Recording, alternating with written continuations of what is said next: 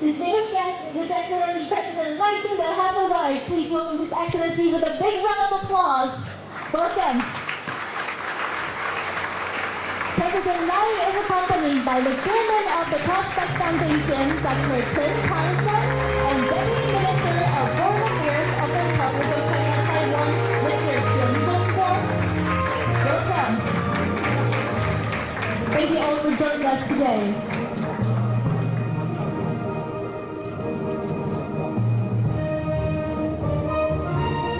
Thank you.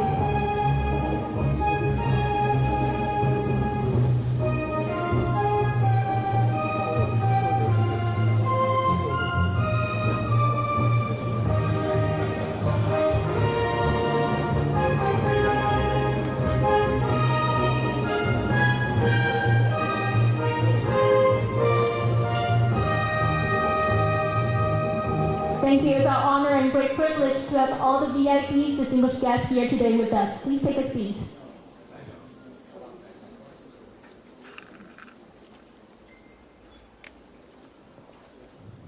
Distinguished guests, ladies and gentlemen, good morning and welcome to the Katagolan Forum 2024 Indo-Pacific Security Dialogue, hosted by the Prospect Foundation and Ministry of Foreign Affairs of the Republic of China, Taiwan. To begin, I'd like to first invite the Chairman of the Prospect Foundation, Dr. Chen Tan, to deliver his opening remarks. Ladies and gentlemen, please join me in welcoming Chairman Chen. Welcome.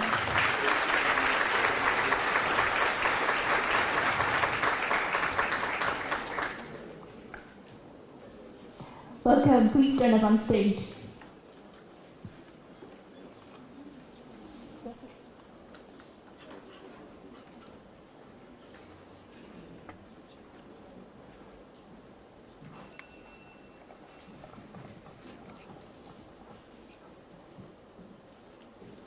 Welcome.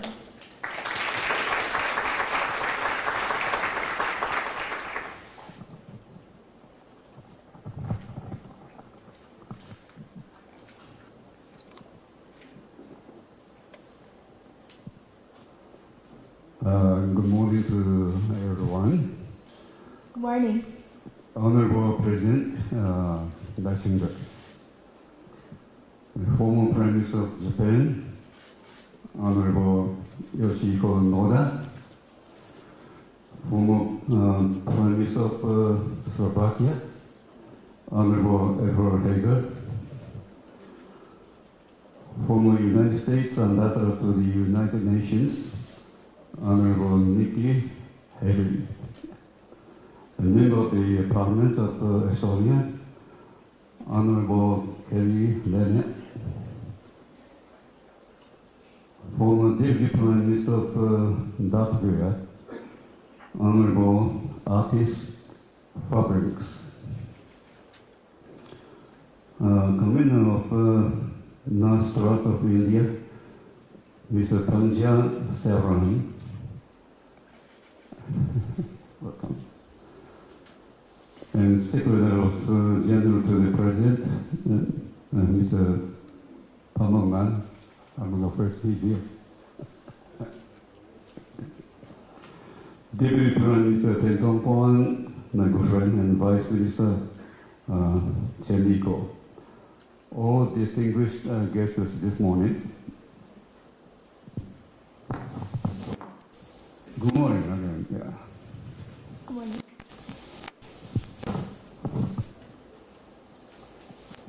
Every year, I remember when I delivering the opening remarks for this very important security gathering.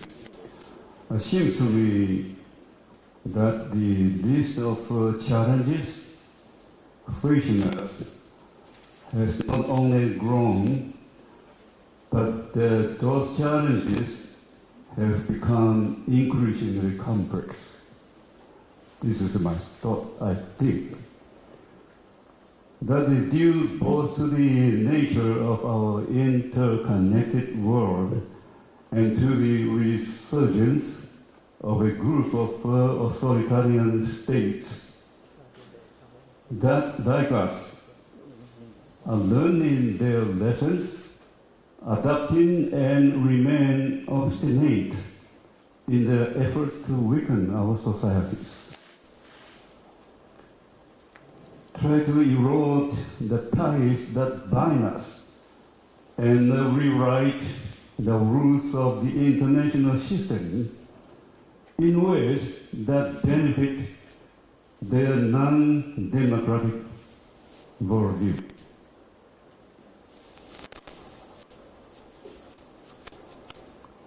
Reflecting the evolving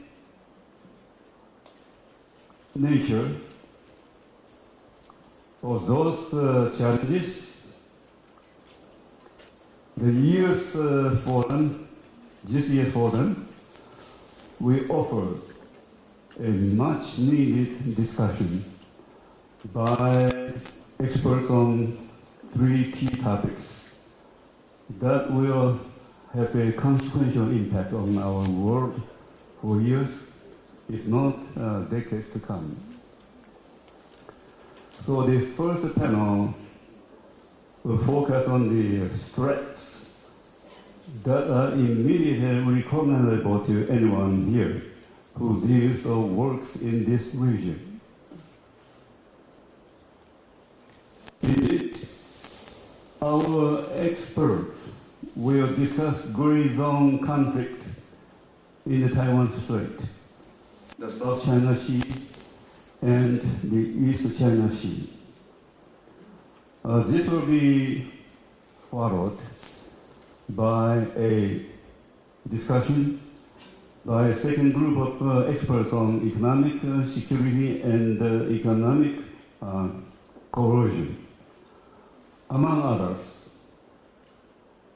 They will touch on how to build economic resilience, de-risking, and the role of Taiwan's semiconductor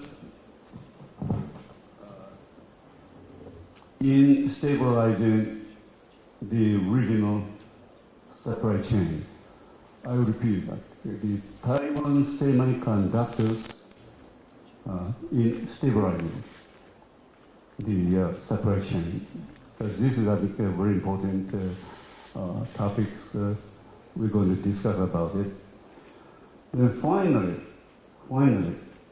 the third panel will be discussing the practice and challenges of digital democracy,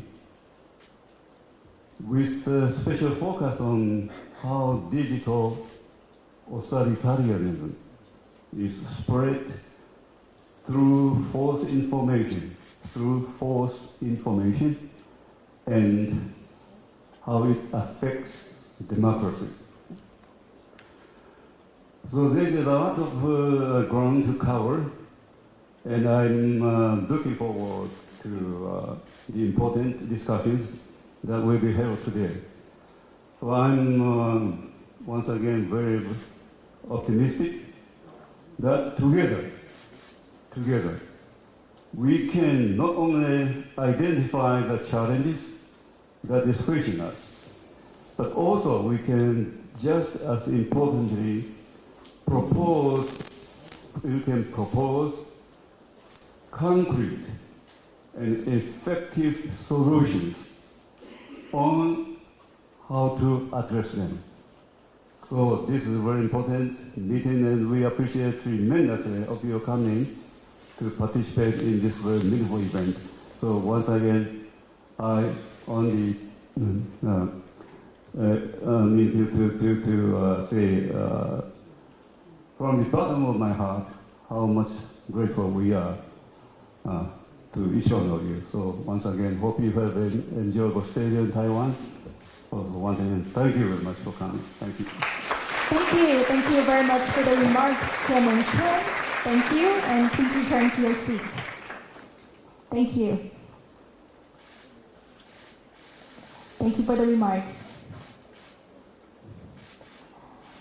Now, ladies and gentlemen, today it is our great privilege and distinct honor to have His Excellency President赖清德to address our opening ceremony of Katagolan Forum 2024 Indo-Pacific Security Dialogue.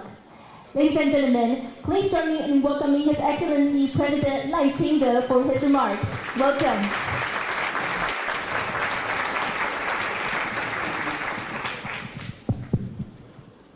Chairman of the Prospect Foundation, Chen Tan, former Prime Minister of Japan, Noda Yoshihiko,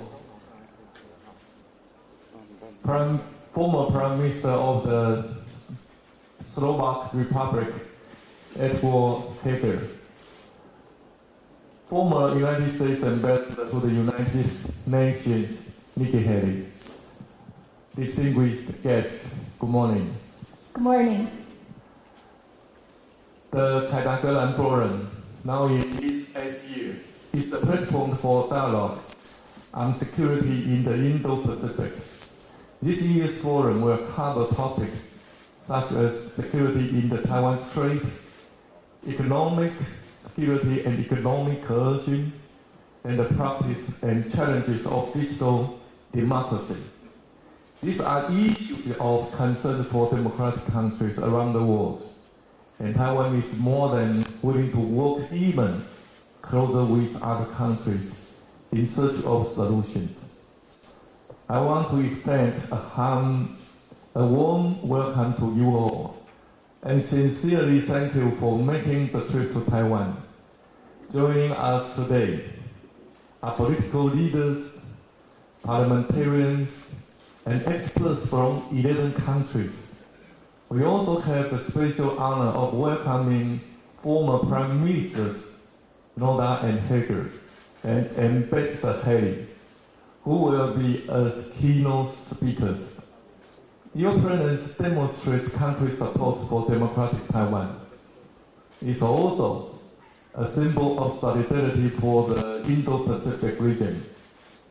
In recent years, authoritarianism has grown and is becoming more aggressive.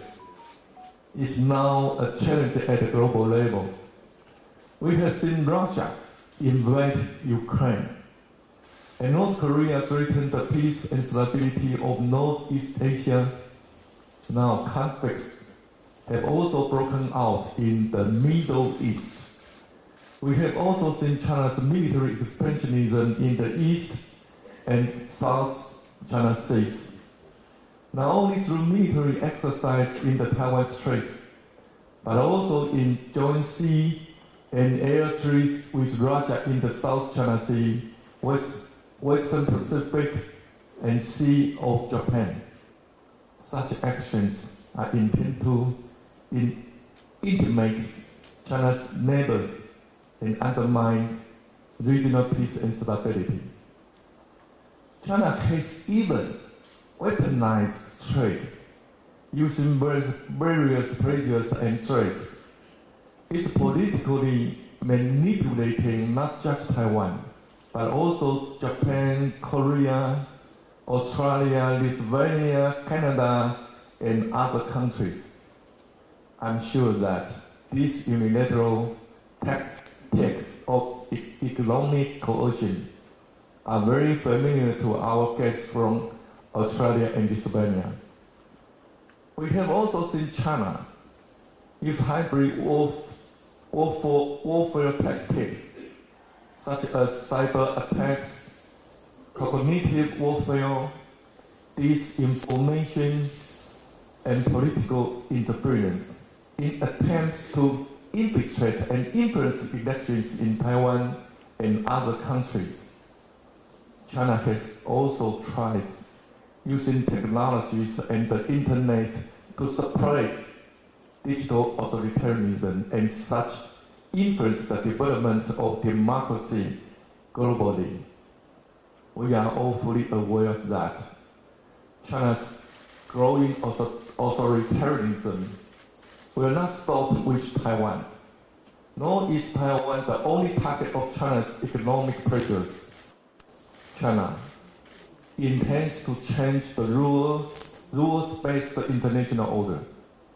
That is why democratic countries must come together and take concrete action. Only by working together can we inhibit the expansion of authoritarianism. Located in the fourth island chain, Taiwan faces the immediate threat of China, but Taiwan will not be intimidated. We will take responsibility to maintain peace and stability in the Taiwan Strait by implementing the 4 pillars of peace action plan. First, we will strengthen our national defense. We will continue to reform national defense and increase our defense budget as we make ourselves more self-sufficient in national defense and facilitate military procurement. We will outfit our forces with the equipment and weaponry they need. At the same time, we will create a mechanism for introducing emerging technologies and build up our civil defense resilience, strengthening our capabilities and showing our resolve for self-defense. Second, we will build economic security. China continues to suppress Taiwan's presence in the international community, impeding us from signing trade agreements with other countries and participating in the regional economy. However, our resolve to engage with the world remains strong. Over the past several years, we have continued to expand the global presence of our economy and diversify risks. We have also greatly reduced dependence on China. From 2010 to last year, Taiwanese investments in China fell from 83.8% to 11.4% of total outbound investment, making an all-time low. In the first half of 2010, our exports to China accounted for 43.1% of total exports. But in the first half of this year, the figure was only 31.2%, the lowest for the same period in the last 22 years. We also hope to diversify trade through new trade agreements to further increase the resilience of our economy in the face of economic coercion. At present, the first agreement under the Taiwan-U.S. Initiative of 21st Century Trade has already been signed, and the second round negotiation is ongoing. We have also signed a foreign investment promotion and protection arrangements with Canada to expand our presence in the North American market. As for the other side of the Atlantic, we have signed an enhanced trade partnership agreement with the United Kingdom, marking Taiwan's very first-based framework for further economic and trade relations with the European country. We have also achieved significant results with our new southbound policy. In the first half of this year, Taiwan's exports to the 18 new southbound countries reached $50.2 billion, the highest amount ever for this time frame. Moving forward, Taiwan will continue seeking admission to the Comprehensive and Progressive Agreement for Trans-Pacific Partnership, CPTPP. Alongside other countries in the region, we hope to create even more economic success and enhance our economic resilience. Third, we will strengthen our partnerships with democratic countries. Taiwan will continue to expand collaboration with our democratic partners in all areas through values-based diplomacy, This year's forum will feature discussion on the role of Taiwan's semiconductors in stabilizing global supply chains.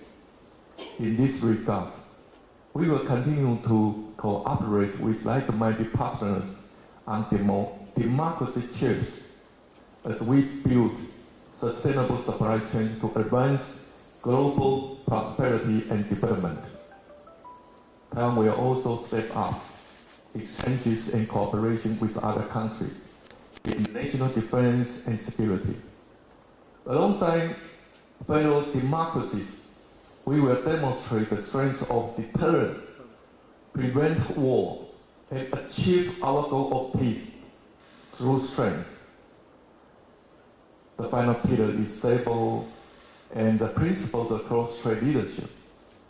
As a responsible member of the international community, Taiwan will neither yield nor provoke and maintain the status quo in the Taiwan Strait. On the condition of parity and dignity, we are willing to conduct exchanges and cooperate with China to achieve peace and stability in the Taiwan Strait. Taiwan is determined to serve as a key driver for the development of global democracy, peace, and prosperity. More than anything, we hope our partners can be united as we support the democratic umbrella. We must take collective action to confront the challenges presented by authoritarianism and defend our shared values.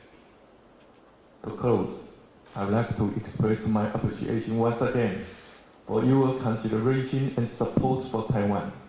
Let's continue to press ahead side by side. Thank you very much. Thank you very much, President Lai, for addressing the opening ceremony. Thank you.